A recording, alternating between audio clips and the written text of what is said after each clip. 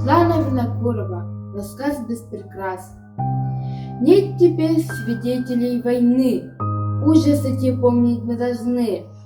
Я хочу поведать вам рассказ, просто, без надрыва, без прикрас. Ловля рыбы занят был колхоз, план до срока выполнен без спрос. Нас на остров перевез отец, думали с подружкой наконец. Жаркий был июль, пришел конец, на войну отцу призыв принес. Взрослые все были на реке, голосов был слышен вдалеке. А была я в старшенькой семье, с братьями сидела на скамье. Вечером, когда причалил бот, крикнула отцу: «Тебе повестка! Вот!» До сих пор в душе моей тот взгляд сохранился, мне не описать. И как будто есть моя вина в том, что без для всех была страшна.